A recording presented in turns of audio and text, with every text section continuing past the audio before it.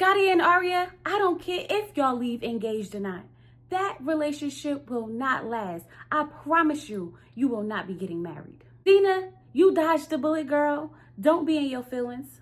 And look at Nick, standing on business. I'm actually surprised. I really am. Hey y'all, it's Chloe and we're back with another video. You guys, The Ultimatum, Marry Me or Move On, Season 3, Episodes 8 and 9. It's not going to be as detailed, but we definitely going to get into some things, okay?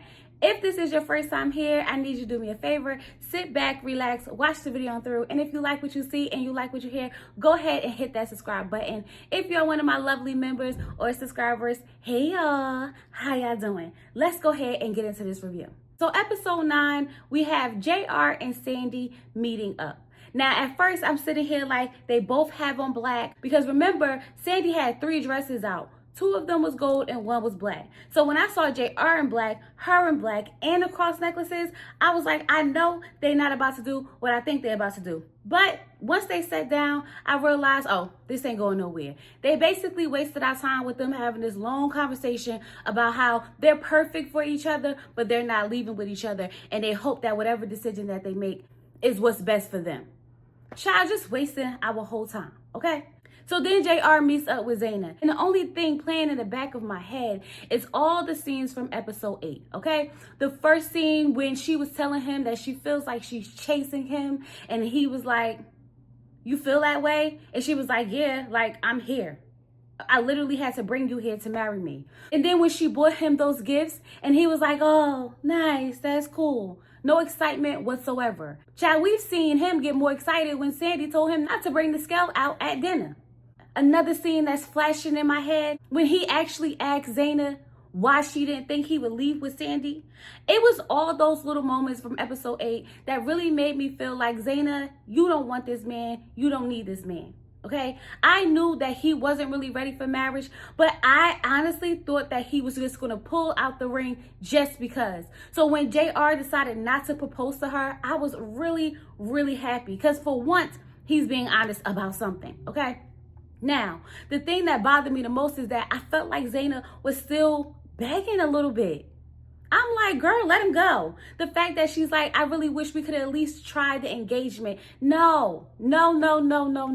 You've been settling long enough for this man, and baby, you dodged the bullet because when you watch all this footage back, trust and believe me, you're going to be happy that you did not leave engaged to that man. Mariah and Caleb. So when they met up, I was thinking about the scenes from episode 8, right? And when she was crying about how it must be hard for him to deal with someone so insecure, someone not comfortable with themselves. And Caleb really embraced her and brought her in. I was thinking about the scene when they went fishing and, you know, they were just talking about how they need to work on themselves. And she said she's working on her. And he said he realized there's a lot of things that he needs to work on. And then there was this one statement that he said if they both do the work, they will be an unstoppable couple. And that's when I thought to myself, Caleb's gonna marry Mariah. I know there was like little scenes when he was like, what makes you think we're getting engaged tomorrow? Or this could possibly be our last night together. That made me question whether or not he was actually gonna propose to her. But when he pulled out that note, I said, oh baby, he's proposing. He's proposing. And I mean, it was worded beautifully. It was so sweet. And he asked her to marry her. And she said yes. I'm actually happy for Mariah and Caleb, but I really hope that they do the individual work that they both need. Because if not, he's going to still feel smothered and she's going to still feel insecure in that relationship. So now it's time for Sandy and Nick, right? So when Sandy and Nick meet up, I was thinking about the scenes from episode 8 again. And I'm thinking about when they was in the kitchen and he was like, oh, I'm sorry for the way I behaved. And she was like, it's okay, I understand. And he was like, I love you. And she was like, I love you too. And she was like, love doesn't fix everything. And he was like, don't say that. And she was like, no, you can't continue to do things and say things that hurt me. And then just say, I love you, like that's gonna make it all better. Love doesn't fix everything. That's when I kind of knew that Sandy was over Nick.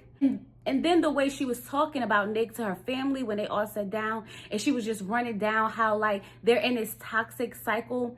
I kind of felt like, yeah, this is not going to end well for the two of them. Now, honestly, for me, the tattoo would have been enough. When he went and got the same tattoo as JR, that's when I would have been like, no. Immediately, no. So when they meet up to decide whether or not, they're going to get engaged or whatever, Nick said that he has the ring in his pocket. And Sandy has this look where she's staring at him like, she's like, don't pull it out. Like, no, don't pull it out. And as I'm listening to her talk, it sounds like she's telling Nick that she still wants to be in a relationship with him. She just doesn't want to get engaged. And Nick is like, I'm not here for, still being in the same relationship. I want to be engaged. I want to get married. And she's just like, really not here for it. Then she switches it up and is like, I want to walk out of here, engage with you, and ride into the sunset. Excuse me? No, girl, that's not how this works. The purpose of this is to get married or move on, and you're obviously not ready for marriage. Nick said, you're not ready. You don't want this. I am super, super shocked that he actually picked himself. Like, I just felt like he was just going to be so desperate for Sandy that much that he was going to give her whatever she wanted. And I felt like she thought he was too, because she kind of low-key was begging that man to stay with her. And then at the end, got the nerve to talk about something that was the hardest decision of my life. Like, no, girl. Nick actually made the decision. Because had he just been okay with y'all still being in a relationship and not getting engaged, you would have been fine. You would have still been with that man in a toxic cycle. J.R. and Aria. Okay. So when J.R. and Aria met up, and he basically proposed to her, I saw the doubt in her face, right? I saw like she didn't really want to say no, but she said yes anyway. And I kind of feel like she said yes out of fear. I don't feel confident in the way Aria said yes, but she said yes, right? But I'm just thinking about all the arguments that they had in episode 8 and the way he talked to her. And I'm thinking about when he told her that he's not going to spare her feelings and he don't care if she gets irritated. I'm thinking about how even on the last meetup that they had before they separated, how he basically was trying to get her to let him know that she was going to say yes or he wasn't going to ask. He was like intimidating her a little bit. And then I'm thinking about the times that he was saying that she felt like he critiques everything about him and she doesn't trust him to make decisions and how he doesn't validate her. And I'm thinking about all of these arguments that these two had. And I'm sitting here like, what changed that you are proposing to this woman? You said multiple times that you was not going to marry her if she wasn't willing to give you what you wanted. Nothing changed. Y'all literally was arguing the night before. And here you are proposing. What changed? I know that's why Aria kind of was hesitant to say yes, because she knows deep down inside nothing actually changed. I really feel like she just said yes because she was put on the spot and she didn't want to embarrass him, because we already know that Scotty does not take rejection well, and baby, that would have been horrible to watch, the way he would have reacted. So although we walk away with two couples engaged, I feel like by reunion it's only going to be one, and that's going to be Caleb and Mariah.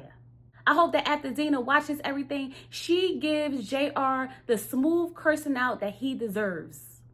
And so I guess JR and Sandy can go now, meet up and hook up and have so much fun and light up the town together without any boundaries or nothing stopping them. This ultimatum was definitely a doozy. But y'all, that's all I got for episodes 8 and 9. I just wanted to wrap them up really quickly so I could go watch the reunion, because I know we gonna have some things to get into with this reunion. With all that being said, I hope you guys enjoyed this quick review. Make sure you like the video, subscribe to the channel, leave me some comments down below and let me know what you think about the decisions that were made. And with all that being said, I'll talk to you guys later. Peace.